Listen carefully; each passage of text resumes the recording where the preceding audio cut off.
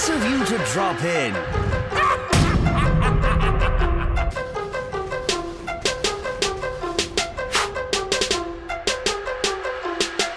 Hello people, I'm the Comic Book Gamer, and a ton of stuff is going on with Superman right now, and I want to talk about it because he is my favorite superhero, so I really want to get into it. But first off, spoilers for the Divergence free issue, free comic book day issue, and spoiler alert for the Superman issue 40. So yeah, without further ado, I'm going to get into it now. So let's start off with Superman issue 40, because that takes place before the Divergence issue, which has like a 10-page preview for a couple different comic books like Superman and Batman.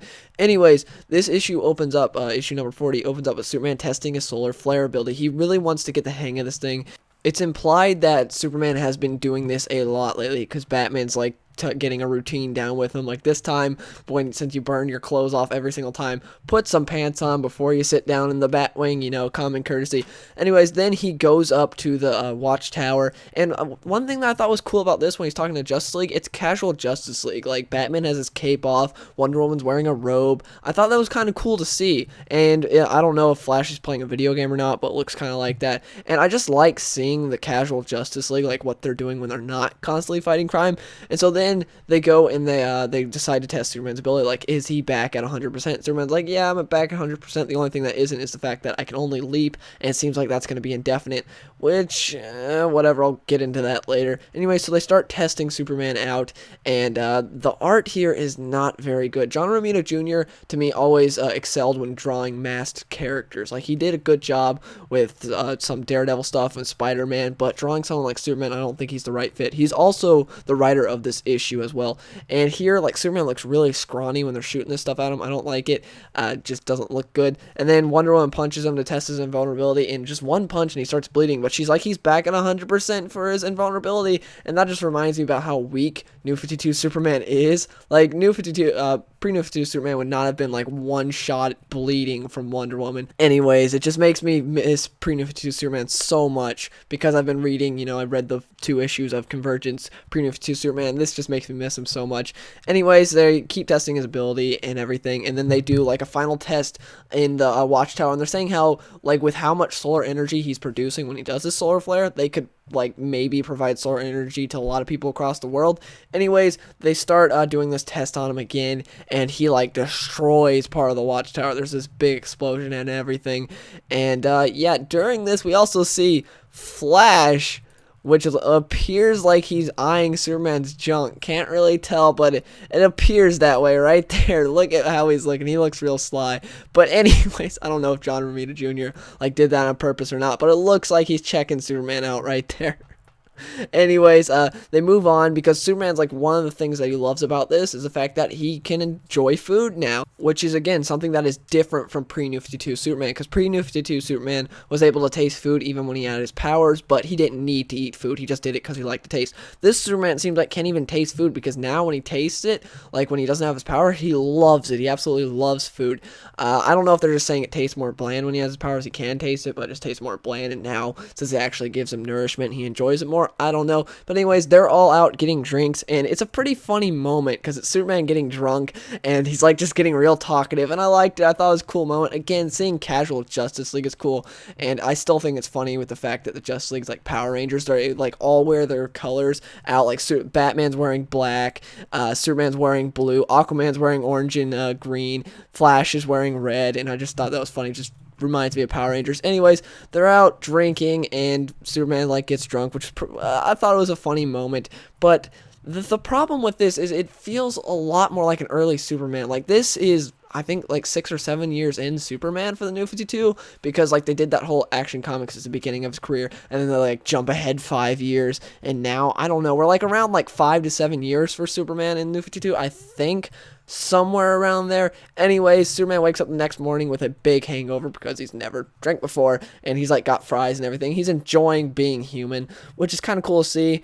And so he jumps out the window because he hears on a police report, well, on the radio, that 3 men with giant guns are taking down a place. And so they're firing upon this building. They start firing at Superman. Superman's dodging, which is kind of cool to see. I like seeing Superman not just like sitting there, like taking the shots to his chest. I like seeing that as well, but it's an interesting thing to see him having to dodge. I like that. They take down like these like buildings on, not buildings, but walls on him, so they crumble on top of him. But needless to say, he gets out, and then he delivers a line that's really, really stupid. Superman says this. He says, "Not quite, punk. Chew on this," as a retort to someone that's like saying Superman's down. And it's just that was so bad. That is not something Superman says. It was such a bad line.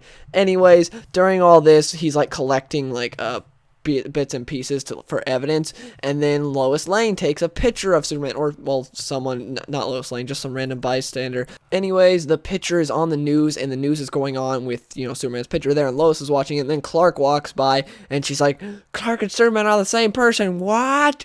And so, yeah, that's how it ends. And then we move on to the 10-page preview for Superman number 41, to where we see Superman is outed. We don't see how he was outed. Obviously, we know it's Lois Lane in this, but Superman and Jimmy are just trying to stay undercover. And then this guy approaches Superman. He's like, "Remember me?" He says, "No, you put me away a while ago, but now I've got powers, and I'm going to beat the crap out of you." So he picks Superman up, and then Superman just smacks him. Like, I don't like how he did this. This is not something Superman would do. Superman would not tolerate what this guy's doing to him, but he wouldn't do like this. Superman just claps this guy's head. That's not something Superman would do. Like, not even New 52 Superman. This is just, I don't like it. I thought it was stupid. And anyways, we move on to see Clark is staying at this motel. And so Lois Lane goes up to his room and is like, "Hey, I'm sorry for outing you out as Superman. It wasn't my place to tell you." And Clark says, "Yeah, there's nothing to apologize for. It's the choice you made. Goodbye." Lois just shuts the door on her. And yeah, I hate New 52 Lois so much. I really do. Like, there's nothing I've liked about New 52, well, like some elements, but mainly I've hated New 52 Lois. I loved pre-New 52 Lois and the relationship her and Superman had, and this just, like, Convergence bringing back pre-New 52 Superman is a good and a bad thing. It's good because I absolutely love pre-New 52 Superman and that whole world. It's bad because it reminds me about how much I don't like the New 52 Lois Lane and Superman. But Superman in Action Comics, like Greg Pak, has done really good. He's not pre-New 52 Superman, but he's a good New 52 Superman. I have not been keeping up with Superman, the main title. Action Comics I'm caught up with. I've been keeping up with that because I love it. Greg Pak's great, and the art on that book is great. But Superman, like, I read up until, I think, issue around 28 or something. The Scott Lobdell was just tearing the book apart. It was terrible. And then Jeff Johns got put on it, and I heard it was getting good. I was like, okay, I'll wait for the trade to come out. I'm still waiting for the trade to come out, and then I'll read it then. So I'm not caught up on the main Superman title, but Action Comics I am. And so, yeah, Superman number 40 was not a bad issue. It was all right. I like seeing some elements, and it was cool seeing Superman, like, hang out with the Justice League and getting drunk for the first time. But again, this felt like a interesting Elseworld story. It did not feel like something that should be in continuity. That's my problem. They should have just made this Superman Earth 17. They should have done something like this. This does not feel like in continuity Superman to me. It shouldn't be in continuity Superman to me. It just, I don't like it. It's like, it's all right, actually. I don't absolutely hate it, but I don't like it at the same time. I absolutely hate the fact that he's outed as Superman now. But the issue in itself, issue number 40, was not a bad issue. I just hate the fact that now Superman is outed as Clark Kent, and I absolutely hate that, and it's just stupid.